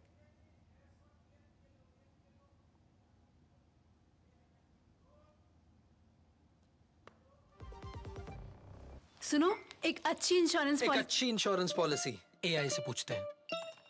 एक ऐसी पॉलिसी जिसमें प्रीमियम पेमेंट हो लिमिटेड पर इनकम आती रहे लाइफ टाइम। LIC का जीवन उत्सव। एक ऐसी पॉलिसी जो दे होल लाइफ इंश्योरेंस कवर भी। LIC का जीवन उत्सव। वाओ, चलो तो LIC की जीवन उत्सव पॉलिसी ही लेते हैं। मैं भी तुमसे यही कह रही थी, LIC का जीवन उत्सव। लाइफ टाइम सेलिब्रेशन मनाइए LIC के जीवन उत्सव के साथ, फ्यूचर सेट है। जो लक्ष्य चुना था समझ आने लगा है। GLA यूनिवर्सिटी, उच्च लक्ष्यों की निश्चित प्राप्ति। और ब्रेक के बाद आपका स्वागत। आप देख रहे हैं कार्यक्रम, क्योंकि प्रधानमंत्री नरेंद्र मोदी इस वक्त साइप्रस के दौरे पर हैं और आज उनके दौरे का दूसरा दिन है, जिसमें इस वक्त दोनों देशों के बीच में उच्च स्तरीय प्रतिनिधिमंडल स्तर की वार्ता हो रही है। भारत के प्रधानमंत्री को साइप्रस के राष्ट्रपति के द्वारा साइप्रस के सर्वोच्च सम्मान से भी नवाजा गया है। और प्रधानमंत्री का ये दौरा, जो साइप्रस में 23 वर्षों के बाद भारत के प्रधानमंत्री का दौरा हो रहा है, वो साइप्रस के साथ हमारे संबंधों को नई दिशा भी प्रदान करता नजर आ रहा है। कुछ ही देर में ये तस्वीर भी स्पष्ट हो जाएगी कि कौन से ऐसे क्षेत्र हैं जहां दोनों देश आगे बढ़कर अब समझौतों को नया रूप देने को प्रतिबद्ध नजर आ रहे हैं। क्योंकि जिस तरीके के मौजूदा बदलते भू राजनीतिक दौर है, ऐसे में हमारे जो पुराने दोस्त हैं जैसे साइप्रस, जो ऐतिहासिक रूप से हमेशा भारत के साथ खड़ा रहा है और भारत भी साइप्रस के साथ ही पिछले 6 दशकों से भी अधिक समय से एक दोस्त की तरह खड़ा रहा है, ऐसे रिश्तों को और ऐसे देशों के साथ रिश्तों को मजबूती देना बहुत महत्वपूर्ण है। प्रधानमंत्री का साइप्रस का ये दौरा इन्हीं कुछ बिंदुओं को आगे बढ़ाता नजर आ रहा है। हमारे साथ विशेष मेहमान जुड़े हुए हैं। अंशु जोशी जी हमारे साथ जुड़ी हुई हैं, साथ ही SR तायल, पूर्व वरिष्ठ राजनयिक, भी हमारे साथ जुड़ गए हैं। तायल साहब, बहुत बहुत स्वागत आपका। अंशु जी तो पहले ही हमारे साथ जुड़ी हुई हैं। तायल साहब, सबसे पहले आपसे आपकी प्रतिक्रिया चाहेंगे। कल हमने देखा CO फोरम की बैठक हुई, जिसमें प्रधानमंत्री नरेंद्र मोदी ने अपने संबोधन में बहुत सारे महत्वपूर्ण बिंदुओं को सामने रखा। इस वक्त प्रतिनिधिमंडल स्तर की वार्ता जारी है, सर्वोच्च सम्मान से नवाजा गया है प्रधानमंत्री को। साइप्रस का ये दौरा प्रधानमंत्री का भू राजनीतिक दौर में क्या महत्व रखता है, आपका आकलन? देखिए, एक तो ये समझना है कि पिछले 10-12 वर्षों में जिस तरह से भारत एक मजबूत भारत की तरफ बढ़ रहा है, आत्मनिर्भर भारत की तरफ बढ़ रहा है, इकोनॉमी हमारी 5th लार्जेस्ट हो गई है, अभी 4th लार्जेस्ट होने वाली है। और अगर आप पूरे विश्व के पटल पर देखें तो आप देखिएगा कि जो लोकतांत्रिक देश है, साइप्रस भी लोकतांत्रिक है, पूरा भारत पूरा लोकतांत्रिक है, डेमोक्रेसी है, वहाँ नेता बदलते रहते हैं। अमेरिका हो, इंग्लैंड हो, फ्रांस में मैक्रोन साहब का भी कुछ पता नहीं कितने दिन रहेंगे। तो अभी आप G7 में देखें तो उसमें भी नए नए नेता आते जाते रहते हैं।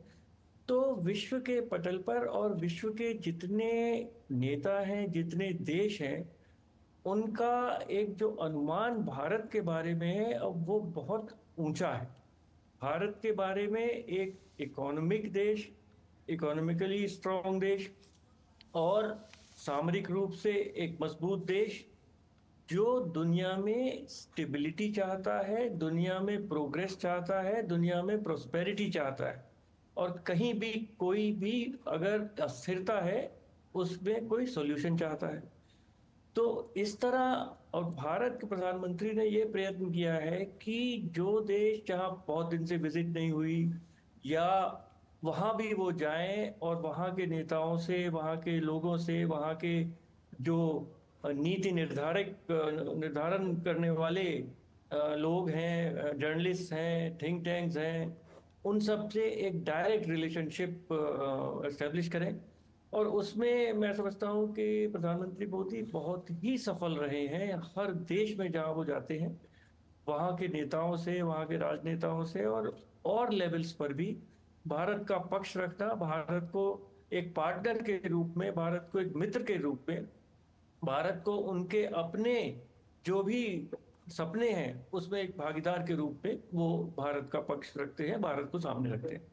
इस सब में जैसा आपने कहा कि साइप्रस तो हमारा आर्चबिशप बसारियोस जब से वहां थे 1960-62 के बाद से, तब से भारत के वो मित्र रहे हैं, और हमेशा चाहे वो 71 वॉर हो, 65 वॉर हो, हमेशा साइप्रस ने बहुत स्ट्रांगली भारत के पक्ष का समर्थन किया है।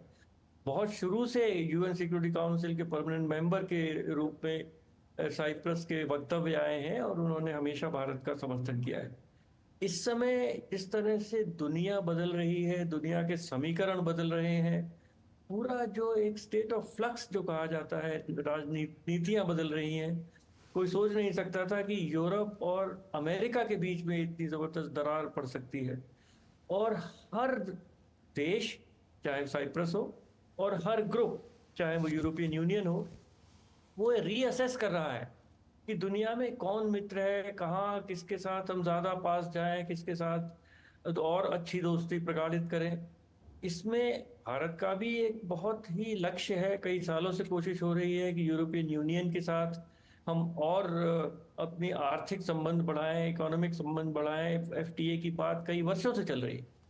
साइप्रस अगले वर्ष काउंसिल ऑफ यूरोपियन यूनियन का प्रेसिडेंट होगा 6 महीने के लिए, तो उसका वजन यूरोपियन यूनियन में बढ़ेगा, और इस तरह भारत का पक्ष उसके सामने प्रस्तुत किया जाएगा कि जो भी मुद्दे हैं, कि जो यूरोपियन यूनियन के साथ एफटीए में कुछ हैं, कार्बन का टैक्स वो लगाने के प्रयत्न कर रहे हैं कि अगर भारत की इंडस्ट्री में कार्बन फुटप्रिंट ज़्यादा है तो उस पर वो कुछ टैक्स लगा देंगे, तो ये तो नॉन टैरिफ बैरियर है और उसको भारत के एक्सपोर्ट्स के ऊपर उसका प्रभाव पड़ सकता है। तो तरह तरह के मुद्दे हैं जिसमें यूरोपियन यूनियन एक यूनानिमिटी के तरह से काम करता है।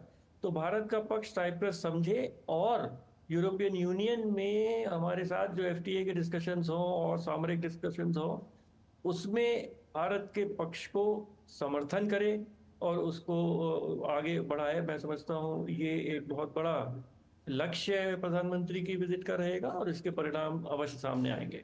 जी बिल्कुल, बहुत सारे ऐसे क्षेत्र हैं जहां दोनों देश एक दूसरे के साथ खड़े नजर भी आ रहे हैं और सहयोग भी बढ़ा रहे हैं। इनमें एक बहुत महत्वपूर्ण क्षेत्र आता है रक्षा सहयोग का। अंशु जी, रक्षा सहयोग एक ऐसा क्षेत्र है जहां बहुत से आयाम इसके साथ जुड़े हुए हैं, चाहे और किस तरीके से उन्हें आगे बढ़ाया जा सकता है। 2022 में जब हमारे विदेश मंत्री ने उनके साथ एक MOU किया था, तब डिफेंस पर एक एग्रीमेंट हुआ। इस साल भी बायलैटरल एग्रीमेंट को लेकर आगे कैसे बढ़ाया जाए 2025 में, इस पर भी बात हो रही है। किस तरह आपको लगता है कि ये जो रक्षा सहयोग है इसमें भी और आयाम जुड़ सकते हैं, क्या संभावनाएं? ममता जी, आपने न सिर्फ दोनों देशों के बीच में द्विपक्षीय रक्षा सहयोग से जुड़ा एक बड़ा महत्वपूर्ण बिंदु चर्चा में जोड़ा है, मैं इसको थोड़ा सा कूटनीतिक आयाम की ओर भी ले जाना चाहती हूँ, क्योंकि हमने बीते दिनों देखा कि जब भारत के ऊपर ये दुर्दांत आतंकवादी हमला हुआ 22 अप्रैल को पहलगाम पर, इसके बाद भारत ने ऑपरेशन सिंदूर को अंजाम दिया। हमने देखा कि कैसे तुर्की जैसे देश ने अपने ड्रोन्स और अन्य इक्विपमेंट के माध्यम से पाकिस्तान को सहायता भेजी, और इसके बाद से हम समझ सकते हैं कि तुर्की कहाँ, किस पक्ष में, किस देश के साथ खड़ा हुआ नजर आ रहा है। आतंकवाद के खिलाफ जब भारत पूरे वैश्विक स्तर पर एक महत्वपूर्ण लड़ाई की बात करता है, तो फिर यहाँ साइप्रस जैसा देश न सिर्फ आतंकवाद के खिलाफ लड़ाई में द्विपक्षीय रक्षा सहयोग की दृष्टि से भी बहुत महत्वपूर्ण सहयोगी देश बन जाता है, क्योंकि तुर्की को यदि हमें कंटेन करना है तो ये जो दो देश हैं, साइप्रस और ग्रीस, जिनके साथ भारत के पुराने मैत्रीपूर्ण बहुत अच्छे संबंध रहे हैं, विश्वास का रिश्ता है विशेषकर साइप्रस और भारत के बीच। यदि रक्षा सहयोगों की दृष्टि से देखें तो कुछ MOUs पर हस्ताक्षर भी हुए हैं इस वर्ष, कुछ अग्रीमेंट्स पर बात भी चल रही है। तो मुझे लगता है कि साइप्रस एक ऐसा देश है जिसके साथ हम द्विपक्षीय रक्षा सहयोग को एक स्ट्रेटेजिक लेवल पर आगे बढ़ा सकते हैं। हम देखते हैं कि बीते एक दशक में भारत ने कैसे डिफेंस के क्षेत्र में एक एक्सपोर्टर से इंपोर्टर तक की यात्रा तय की है, और आज हमारे जो होम ग्रोन, हमारे जो मिसाइल डिफेंस मैकेनिज्म्स हैं, हमारे जो मिसाइल्स हैं, उसकी धाक, उसकी चमक पूरी दुनिया ने देखी है। हमारे पास ऐसे कई देश आए हैं जो हमारे जो रक्षा उपकरण हैं जो भारत ने जो मेड इन इंडिया है उनको वे चाहते हैं, तो हम साइप्रस के साथ इस दिशा में निश्चित तौर पर आगे बढ़ सकते हैं। और मैं इसमें रक्षा के साथ साथ स्पेस कोलैबोरेशन का भी एक महत्वपूर्ण बिंदु जोड़ना चाहती हूं। जिस प्रकार की स्ट्रेटेजिक लोकेशन साइप्रस की है, जिस प्रकार से पूर्वी भूमध्य सागर का एक महत्वपूर्ण द्वीपीय देश साइप्रस है, जिस प्रकार से यूरोप का प्रवेश द्वार है, जहां पर उसकी एक जहां पर वो स्थित है उसकी अपनी एक बहुत महत्वपूर्ण लोकेशन है। तो फिर इस दृष्टि से मैरीटाइम कोऑपरेशन की हम बात करें, स्पेस कोलैबोरेशन की हम बात करें, या फिर हम अपने हमारी मिलिट्री को सुदृढ़ करने की बात करें, हम जॉइंट मिलिट्री एक्सरसाइजेस की बात करें, तो द्विपक्षीय और बहुपक्षीय मंचों पर मुझे लगता है ये वो महत्वपूर्ण समय है जिसमें भारत और साइप्रस अब आगे एक नए अध्याय की शुरुआत कर सकते हैं। जी बिल्कुल। तायल साहब, इसमें आपसे भी प्रतिक्रिया चाहूंगी, क्योंकि जैसे सेशल्स जैसे देश हैं जो द्वीपीय देश हैं, उनके साथ भी जब भारत उनके साथ जुड़ता है तो तटीय निगरानी तंत्र, तटीय सुरक्षा को लेकर एक बहुत महत्वपूर्ण पहलू उनके साथ जुड़ता है। जब हम साइप्रस जैसे देश की बात करते हैं, उसमें भी भारत की ओर से इस तरह के सहयोग का क्या महत्व, और साथ ही साथ ग्रीस, साइप्रस, इंडिया, ये सिक्योरिटी ट्रायलेटरल भी कितना महत्वपूर्ण आज के दौर में खासकर इसकी अहमियत बढ़ती नजर आती है। देखिए, नक्शे में देखें तो ईस्टर्न मेडिटेरेनियन में साइप्रस जहाँ स्थित है वहाँ से यूरोप भी पास है, नॉर्थ अफ्रीका भी पास है और एशिया भी पास है। तो अगर भारत का जो एक कनेक्टिविटी का एक बहुत बड़ा सपना है और उसमें दूसरे देश भी शामिल हैं, India Middle East economic corridor जी, अगर उसको देखें और अगर वो आगे बढ़ता है, और मैं समझता हूँ कि वेस्ट एशिया में जो भी इस समय चल रहा है वो जल्दी खत्म हो जाएगा, उसके बाद जो भी रूप उस IMEC का निकलेगा उसमें साइप्रस का एक रोल होगा, महत्व होगा। और हाइफा के बाद किस पोर्ट्स पर जाके यूरोप में भारत का जो सामान है वो वहाँ लैंड करेगा, वो काफ़ी, उसमें ग्रीस का भी एक पोर्ट है, उसका भी नाम लिया जा रहा है जी, और साइप्रस भी उसमें इस्तेमाल हो सकता है। तो अगर भविष्य की तरफ देखें तो हमारा जो ट्रांसपोर्ट कॉरिडोर का एक सपना है, जो कि जब G20 मीटिंग यहाँ हुई थी उस पर हस्ताक्षर हुए थे, सऊदी अरेबिया, UAE, वो सब, इजराइल, सब उसमें साथी हैं, भागीदार हैं। एक तो उसमें साइप्रस का एक रोल बहुत इम्पोर्टेंट हो सकता है। दूसरी चीज़, जो साइप्रस के साथ हमारा एक डबल टैक्स अवॉइडेंस एग्रीमेंट भी है। साइप्रस में हमारे जो स्किल्ड प्रोफेशनल्स हैं IT के, उनका आना जाना थोड़ा आसान है। तो एक गेटवे टू यूरोप उसको की तरह साइप्रस को इस्तेमाल कर सकती हैं भारत की कंपनीज। और जिस तरह से डिफेंस में जैसे हमने देखा कि अब बहुत बड़े हवाई जहाज या बड़े बड़े एयरक्राफ्ट कैरियर्स का एक अपना रोल है, पर भविष्य में छोटे इक्विपमेंट, चाहे वो ड्रोन्स हों या साइबर अटैक्स हैं, और उनका डिफेंस, आर्टिफिशियल इंटेलिजेंस, इन सब चीज़ों का रोल बहुत ही बढ़ता चला जा रहा है। और उसमें मैं समझता हूँ कि भारत और साइप्रस के कंपनीज को, टैलेंटेड स्किल्ड पर्सनल को और डिफेंस एस्टेब्लिशमेंट्स को उस तरफ काफ़ी एक स्कोप है कि भारत और साइप्रस साथ मिलकर काम कर सके। अभी टर्की की भी बात की गई। टर्की ने तो 1/3 साइप्रस के ऊपर अनाधिकारित रूप से कब्जा किया हुआ है और उसमें भारत हमेशा साइप्रस के साथ खड़ा हुआ है। तो साइप्रस की जो डिफेंसेस हैं उनको, जैसा कि कहा अभी कि ऑपरेशन सिंदूर में जो भारत की क्षमता है, दूसरे देश पाकिस्तान से जो भी मिसाइल आए, ड्रोन्स आए, उनको रोका, उनको रिपल्स किया और उनके ऊपर अटैक भी किया। तो ये सब दुनिया देख रही है कि भारत की एक क्षमता है और भारत का अनुभव है। ये भी देखिए बहुत ज़रूरी होता है कि बहुत लोग, देशों के पास असला तो बहुत होता है, सब इक्विपमेंट होता है, पर उनके जो प्रोफेशनल्स हैं या उनके पायलट्स हैं या उनके टेक्नीशियंस हैं, उनको उसको इस्तेमाल करने का अनुभव नहीं होता है।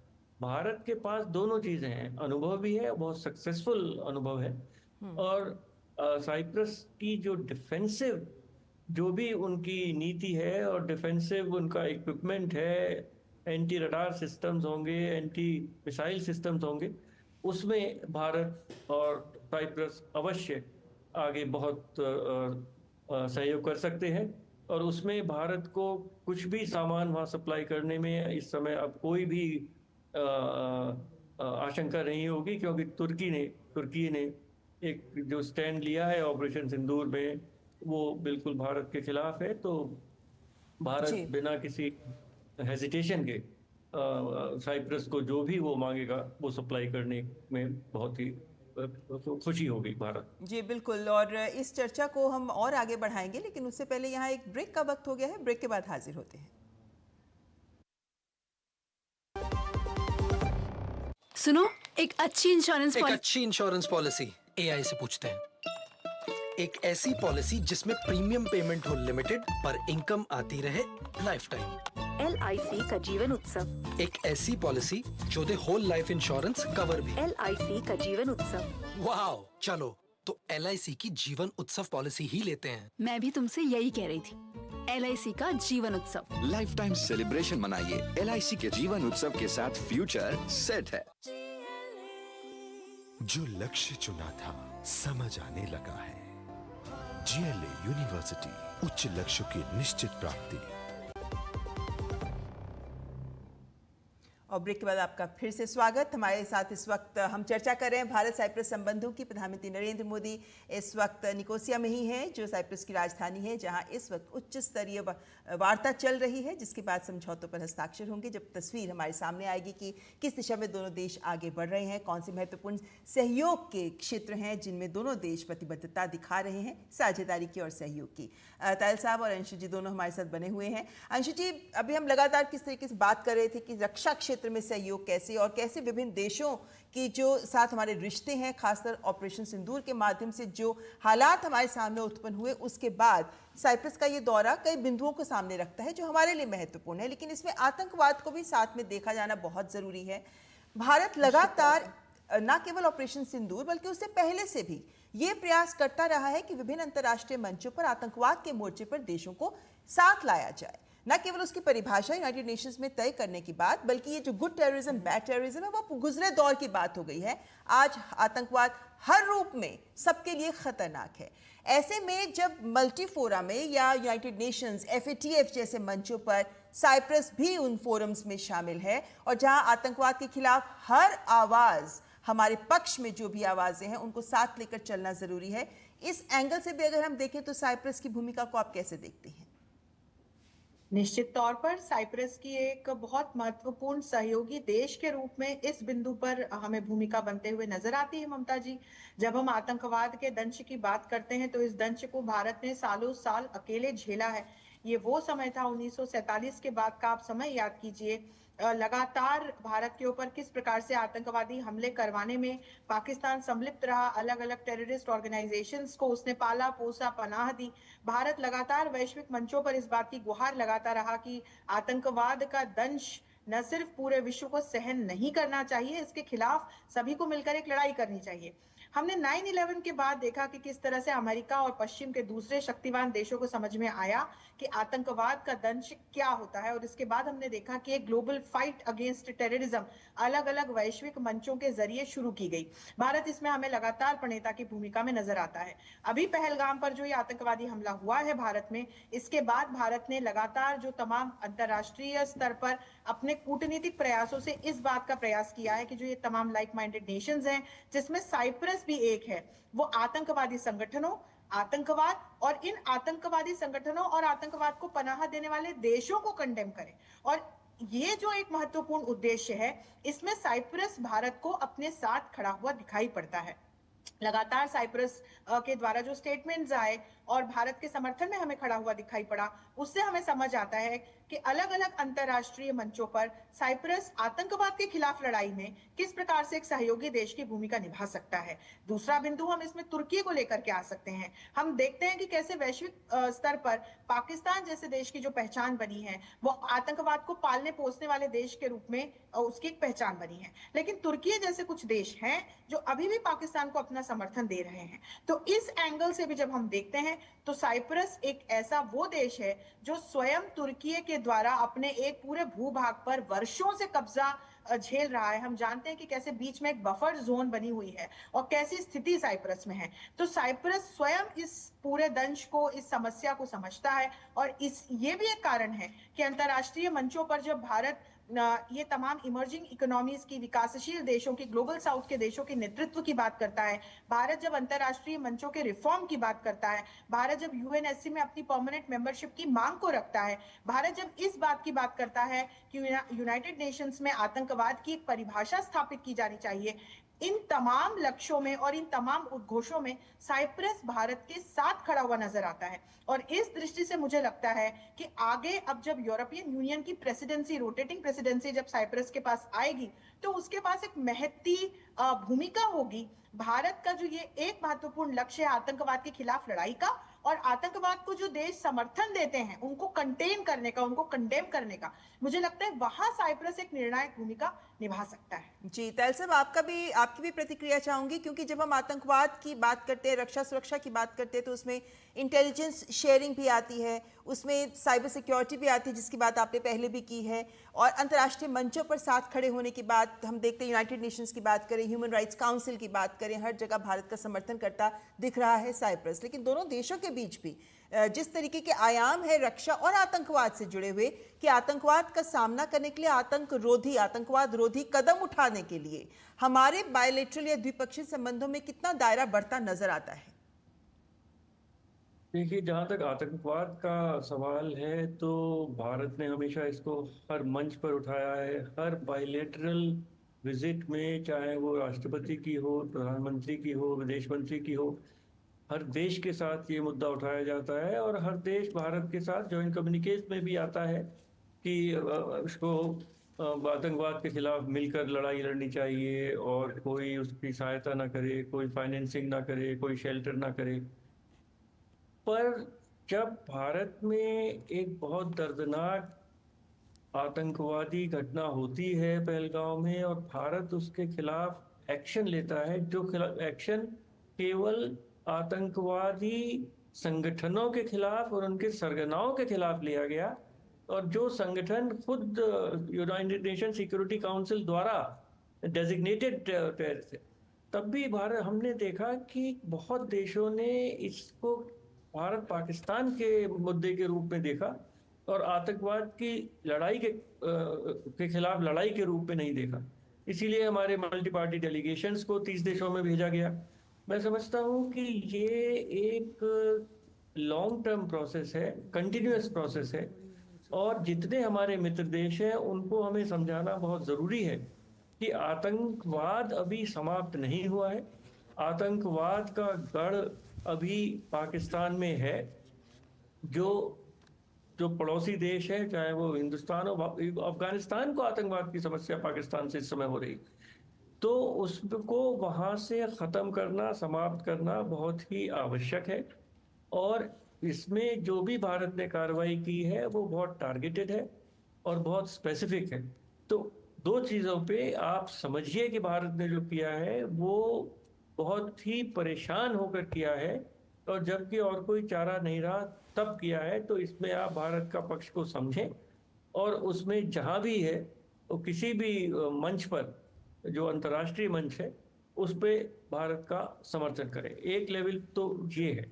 दूसरा लेवल, जैसा कि कहा गया कि ये सब आजकल कोई क्रिप्टो करेंसी है, तरह तरह के नए रूप से जो पैसे का ट्रांसफ़र हो रहा है जो आतंकवादियों के पास जाता है, और बहुत जगह ड्रग्स का पैसा भी है, और वो भी जो पूरी गैंग्स हैं, चाहे वो कनाडा में हो चाहे यूरोप में हो, वो ड्रग्स के थ्रू पैसा जनरेट करते हैं और काफ़ी पैसा वो आतंकवादियों के संगठनों के लिए चला जाता है।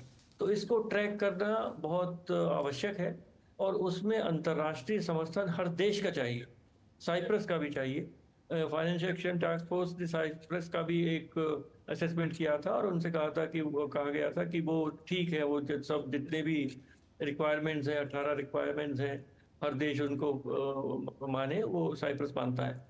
पर इसमें बहुत ही सचेत रहने की आवश्यकता है। और कि साइप्रस का और किसी मित्र देश का इस्तेमाल ना हो उनके बैंकिंग का और या उनके ट्रेड की जो चैनल्स हैं उससे ड्रग्स जाएं और उनके थ्रू एक आतंकवाद का भी उनको सहायता मिलेगी। तो ये लड़ाई तो लंबी लड़ाई है आतंकवाद के खिलाफ। उसमें क्योंकि यूरोप में अभी कुछ दिनों में 1-2 साल में कोई बड़ी दुर्घटना आतंकवाद की नहीं हुई है, तो वो लोग थोड़ा भूलने लगे हैं और ये दुनिया की शायद मेमोरी जो है वो कम होती है।